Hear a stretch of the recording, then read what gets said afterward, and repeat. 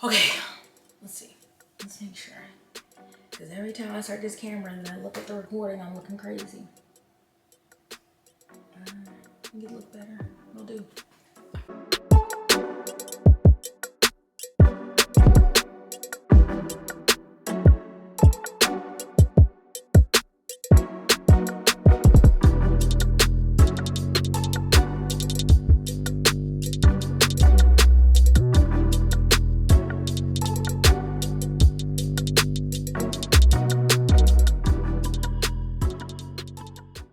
Hey, hi, hello, welcome or welcome back to my channel. My name is Jess and I'm here for a wrap up. This is going to include books that I read in June and July because I did not do a wrap up for June. Yeah, no, I don't think I did. I think I read 4 books in June and then I was like, I'll just roll it into the next month. So that is what we're gonna go over here. And before that, I just wanna say thank you so much to everyone who purchased something for my sister's wish list. She was so happy. She FaceTimed me and was like, oh my God, all the other teachers are so jealous of me and I can't believe everything. And she loved all of your notes. So thank you so much. She's sad at the moment. That's all that she thinks she needs. I mean, she does repurchase things throughout the year. So, you know, maybe if she does later in the year or mid-year or something, I can share it again because there are so many of you who were so kind who were like, I tried to get something and it's already cleared out. So thank you, thank you, thank you if you even thought about it. And especially if you did, we really appreciate you. Thank you so much. So to my reading, I don't know what happened in June. Not like 4 books is bad. I just don't know. I don't know. It is June, right? What's today? Okay, yes, it is August. Kind of crazy. But now I gotta go back because I'm like, wait, what did I read in June? And of course, you know that I have been reading a lot of fan fiction. So at the end, I'll tell you my word count. I have a definite word count for July, but I don't know if I calculated my word count in June. And I also, the word count is not accurate because I've been reading whips, so work in progress, and I don't always have it updated of like how many words I've read. I'm working on how to track that better. It doesn't matter, but anyway, just in case you're curious, the numbers may not be totally accurate. So let's go back to June, okay? Okay, I thought, and maybe because it was one of my mid-year videos, but I don't have much to say about Paradise Rot. This is by Jenny Val or Haval. It is translated. I think it's originally written in Norwegian, I think. And this came up when I was looking for more like unhinged women recs, and I think I need a clearer definition because I don't know if I would call the character unhinged, but it's basically a Norwegian student who goes to the UK for university and ends up moving in with this girl, and the girl's kind of weird. And the main character is often listening and describing the sounds of people peeing, including herself, and how that sounds hitting the porcelain bowl. There was a lot of that. And then there was like rotting apples. It was weird, but it was not the unhinged weird that I wanted. So I just don't have a lot to say about it. It was really quick to read, but I just was like, huh? You know what I'm saying?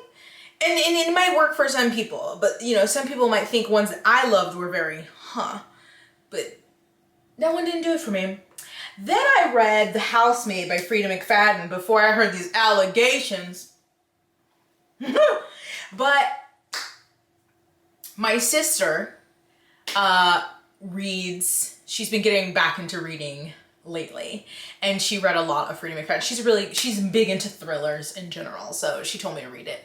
And then I ended up reading it with patrons, and it was entertaining. And it was really quick to read. I read like half of it ebook, and then the rest I finished on audio. You know, there was a lot going on there. That is like this girl who has this past, and she becomes this housemaid, but live in for this wealthy family, husband and wife. They have a child who's a spoiled little brat, and the wife seems like the biggest bitch, and the husband seems really nice. And it goes from there. Now, I did not read The Last Mrs. Parrish that I've heard. This is very similar maybe eerily similar to. But it was like, I don't know, I didn't even rate it because it'd be between like a 3 and I would give it like a 3.5 because I was like, oh, you know, it had a little twisty twist that I was like not 100% sure about, but still like I could see the hint there. Because that's a big thing for me in mystery thrillers. When we get to the end, if there was not some kind of breadcrumb towards who did it or what was going on, then I'm mad about it. I'm not mad if I didn't pick it up, but if it can't just be out of the blue, that's no fun. Do you know what I'm saying? So it was like a mess. Everyone in the story is a fucking goddamn mess. But it was an entertaining mess. Now, I don't feel the need to continue because I guess there are more books in this series with the same person. And I'm like, no, I'm good.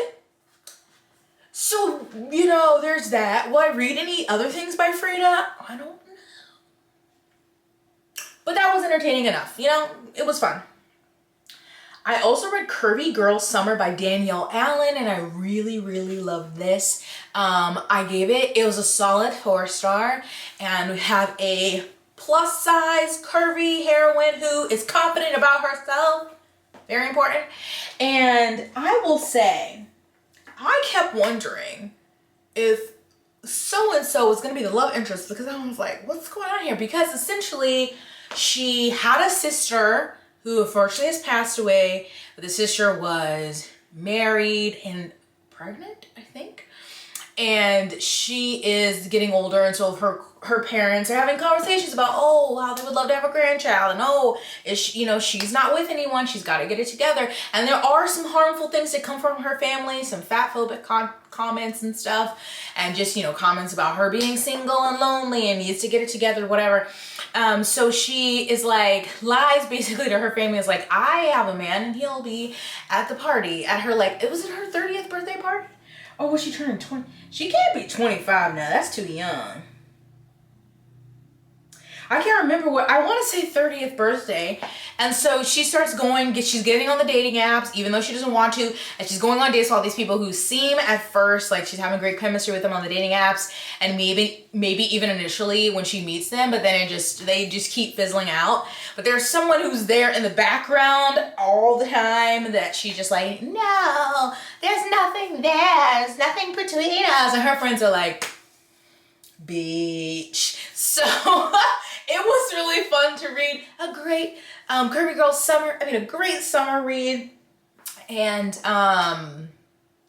you know, there were some emotional bits because when she talks about her sister, what happened, how that's affected her. The hero also has a little bit of trauma there as well, but I liked when he would get jealous of her and her dates. And I really loved her friends. Like, I love a girl friendship. They were hilarious and really there for her. And I just had a really fun time. It was really good. I've never read anything by this author, but I definitely want to try another book by them because I really like their writing. It was really quick. I had a good time. Amen. And the last thing that I read was Trust of the Emerald Sea by Brandon Sanderson. Again, why did I feel like, I'm gonna laugh if I go back and I did do a June wrap up. I'm so confused. But anyway, it was one of I think Tress was it in a vlog? Ciao. Anyway, Trust of the Emerald Sea is one of Brandon Sanderson's secret projects. I'm actually going to pull the book down. So, Trust of the Emerald Sea, gorgeous, gorgeous. One of Brandon Sanderson's secret projects from 2023 year of Sanderson. And this was the first one that came out. This book is so fucking pretty. And so I finally read this one, and this is like a pirate novel, and I don't know what I was expecting, but it was exactly what I needed. It was so fun, and as a short novel for Brandon, okay? A short novel for Brandon. This is supposed to be in the Cosmere, just like on a different planet, but you don't have to have read any of the other ones. Of course, there's a character that's gonna pop up that we see across the Cosmere, but this one, I don't know, this was just it was fun, it was precious. Tress lives on this little island, and she like has feelings for a member of, like, is he the royal family? And like they have feelings for each other, but they can't like say that, and that's not supposed to be a thing because she like cleans at the palace or wherever it's like wherever they live, the manor, wherever the wealthy people live, and he doesn't really want to take on those responsibilities, and when they're together they can kind of forget that, but then he gets shipped off. And she is like determined. She finds out it's a little bit more even sinister than that, than him getting shipped off. And she's like, I'm gonna go find him. And it's this adventure. And of course she's young, but I think that he did a great job of like, not just doing the stereotype, like he kind of explained it. And the narrator is so fun in this. And I love the way that he would explain her actions. Like, well, of course, you know, instead of saying what she feels, she's gonna bundle it up. And so that, it's not necessarily turning things on their head, but I just like that little different, you know, twist to how he did that. So I had a lot of fun reading this.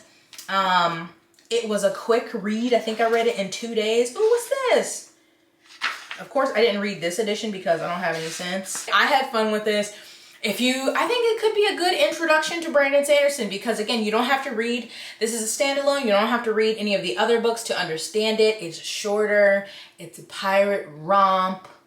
Good time. Good time, yes. I look at this and I'm like, how do I get my books to look like this? One, I think I need to start using faux leather. But like, is this printed on here or is it like, I wanna know. Is it like burned on there? Also, how do they get their corners? So I can never get my corners like that.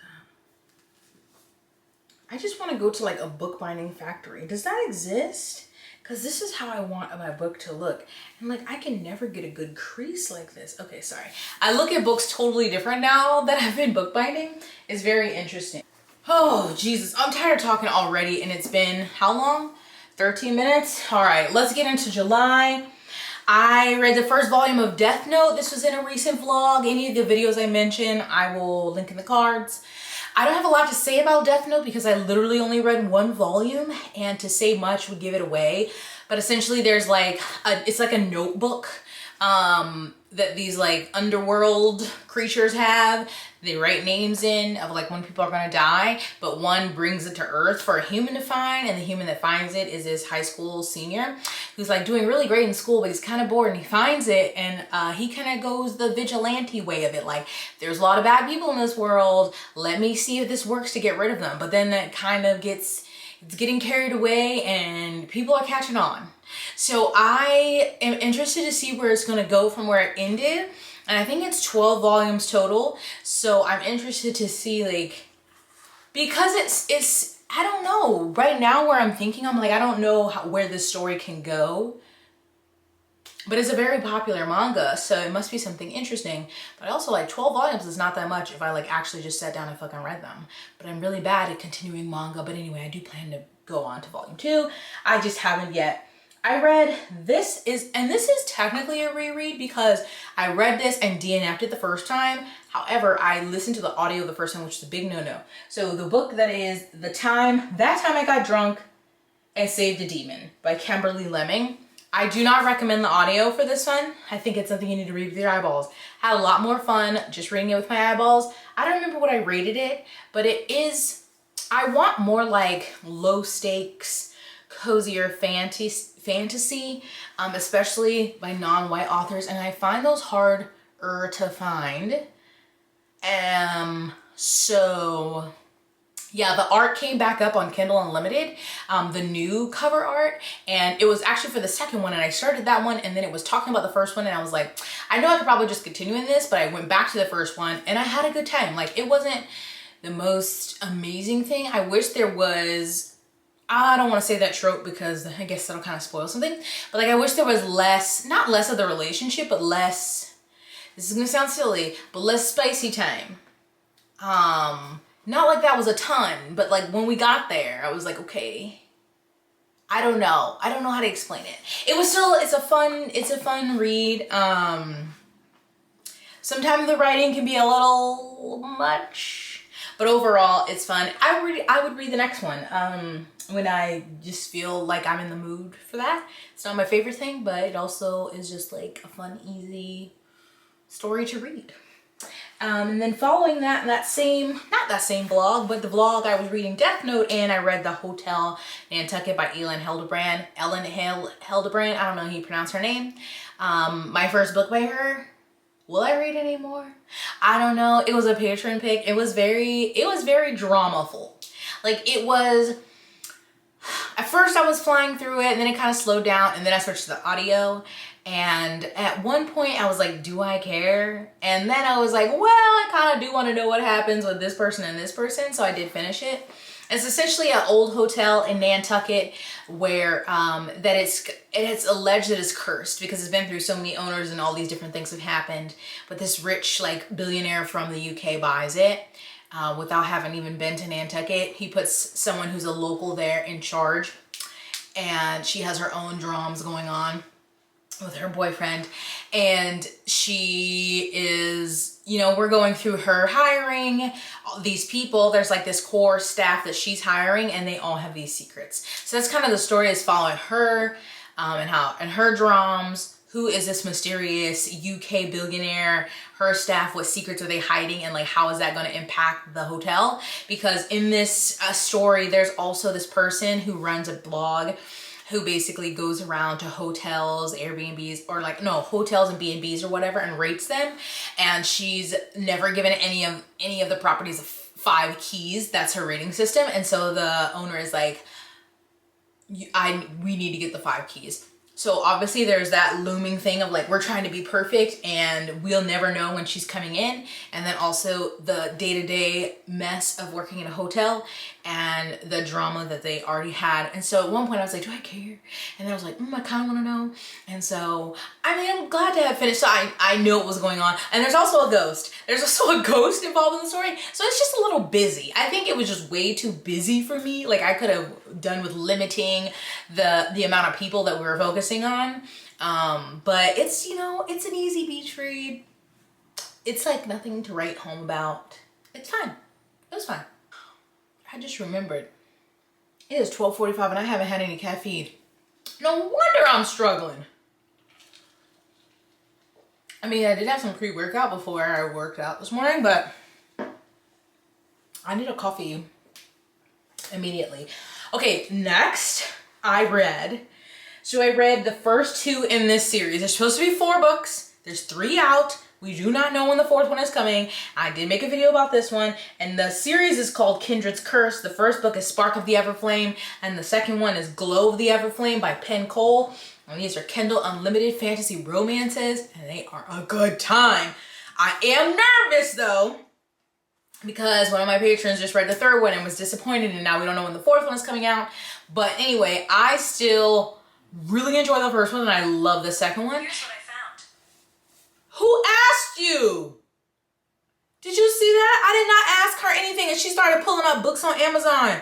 Technology is too much. Anyway, so in this world, there's like these gods who had children with humans, and the people who come from them are called the Descended, and they're like the higher ups, the high class, the royalty, and then you got little mortals down here. And there's these like 9 different parts of the realm, and in the realm that we're in, I can't remember what it's called, they both live there, because like on some of the different parts, either one or the other lives there. But in this one, I think it's Lumnos, they both live there. Not in harmony now. They both live there though. And it's just not good. Like if you found out that you're immortal, having a relationship with a Descended, or you have a child from a Descended, it's not looking good for you, bruv. So our main character, DM, is immortal, and she has a brother, but we started the story, where her mama at? Her mama is missing. Oh my lord, her mama is missing. Like, what's going on? And so she lives with her brother, her dad, and her mom, but mama is missing. And so DM is a healer, and so she, in her mother's steed, has to go to basically to the royal castle or whatever to do like healing duties that her mom would do. We're starting to find, there's things going on. She has like a kind of, I would say, high school sweetheart. Someone she's grown up with, his name is Henry, with an I, what? And they have kind of escalated advanced, moved from friends into lovers, blah, blah, blah. But things are not as they seem. Why would you be running outside at 12:47? Oh Lord, my mama called me. Did somebody die? She be calling me, and it's always she called me midday. Oh gosh, she's leaving a voicemail. Oh God, did somebody die? Please, Jesus. It says it feels like 97 degrees with the humidity, and you were running in the middle of the day. People are crazy. Anyway, let's keep going. So anyway, things are not as they seem, okay? Tensions are rising between the descendant and the humans. Where is mama? There's like a rebel group starting against the descendants. This is dangerous. And the end of the first book is like, oh my God, are you fucking kidding me? And it picks up right where it leaves off in the second book. But bitch, if you thought the end of the first one was bad, the end of the second one, oh my God. Oh my God. And I wanted to go immediately into the third one. But that was when I thought that the fourth one was coming out on July 31st, 2024. That's what it said on Kindle Unlimited. But then the author changed it. Well, it's basically been taken down. And on her Instagram, she says it's still to be announced. Now, my prediction was correct because literally I made that video and then the next day I went on Instagram and she had posted about her deal with Atria Books. And she says that that's not affecting the fourth book. Is that she's still, I don't know if she's still writing it or editing it, but she just says to be announced for the fourth book. So I'm like, I cannot deal with the pain of book 3 ending on a cliffhanger, and then having to wait indefinitely for book 4. So I am stressed. But I don't know. Let me just tell you the love interest in this series. It is a slow burn. It's slow. But the prince. My Lord. I recommend it, even if we don't know when it's gonna be finished. Yeah, so anyway, those books stressed me out. I had a great time and I'm just anxiously awaiting for it to be finished. I can read the next 2. Whew. And then I also did, during this time between those 2 books, I was reading or rereading The Way of Kings by Brandon Sanderson. Oh my Lord. Yes, I will reserve. I have a lot of feelings. I'm going to reserve them, I think, though, for like a grand video finale once I finish the 5th one in December.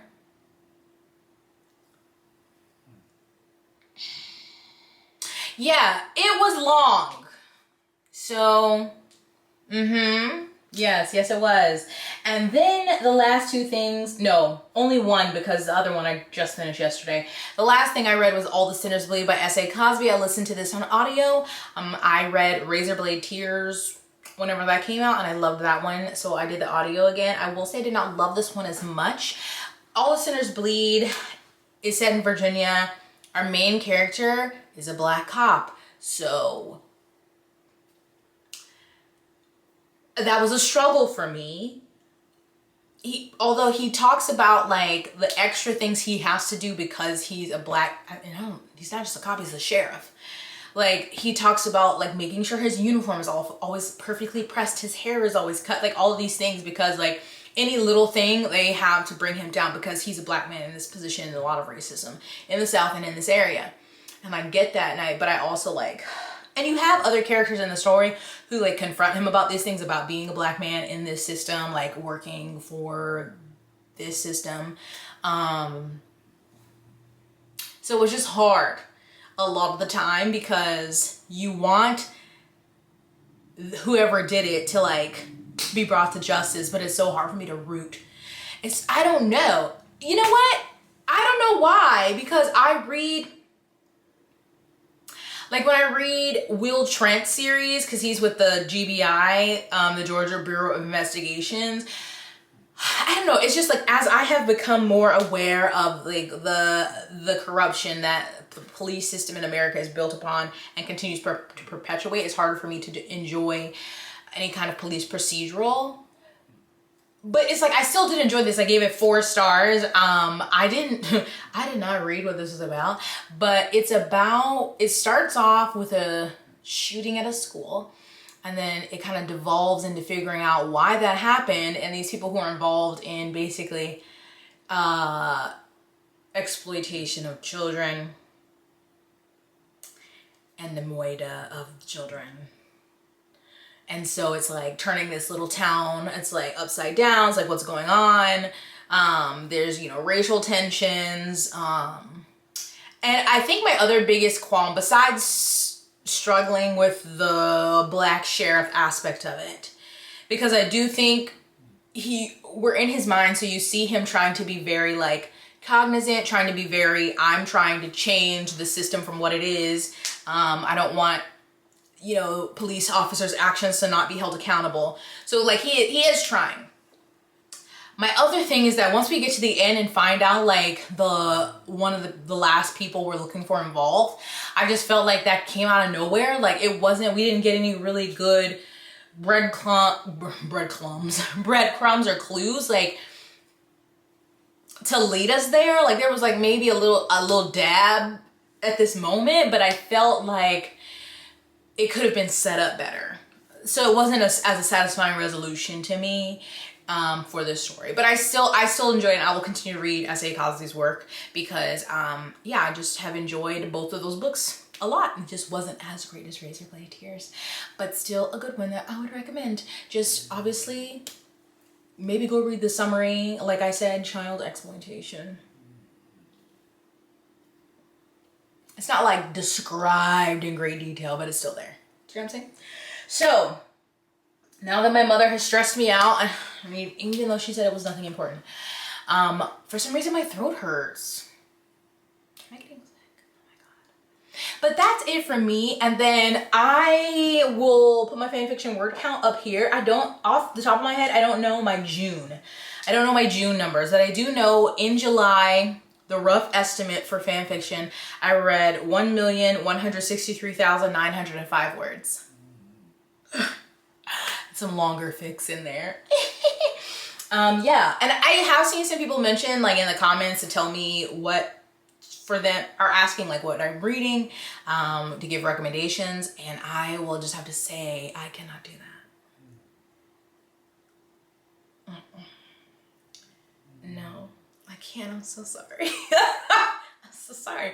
Not for a video. Nothing. I can't do that. But I did see a couple people ask me, because they want to get into bookbinding themselves, about like a video of like what you need to start. And I can definitely make that video because I have a lot of things, and I can tell you all the things that I got and kind of explain what, you know, what you should splurge on and save money on. It will not be a tutorial because I do not feel confident enough in my skills to do that, but I can definitely walk you through all of the things and like, you definitely need this, you don't need that. So I'm just like been writing them down in my notes to make sure I like think of everything. And so that video will be coming soon. But yeah, I shan't make a video about what I'm reading. I'm so sorry. Maybe one day on Patreon, I don't know, but maybe not even there. That's it for me. So how has your reading been this summer? I think I've been doing pretty good, trying to keep up with published works, reading fan fiction, filming, getting back into working out. I've been back in therapy now, which has been really helpful. I'm doing better. So like, while I wish I had more money, you know, with a bi-weekly paycheck, it's also been one, I'm just glad to not be at that job because it was killing me. And it's just let me focus on myself and enjoying hobbies and stuff. And I am applying to jobs. The market is rough. But all that to say, since I always share when I'm struggling, I would like you to know that I'm doing better. Like my therapist, she is like, when she asked how I am, she's like, no, I don't want okay or fine or I don't know. And so I'm not thriving just yet, but it's more than surviving. And so we're gonna take that win. Yes, we are. So that's it for me. Again, how has your reading been this summer? Have you read anything outstanding? Are you reading Stormlight Archive in preparation for the last book. I also will be starting Amari and the Night Brothers, if not today, tomorrow, because the third one comes out like August 27th, so I'm excited about that. Yeah, do you have any anticipated releases coming out soon? Please let me know. And that's gonna be it for me. So stay blessed, hydrated, moisturized, and sunscreened, and I'll see you in my next one. Bye.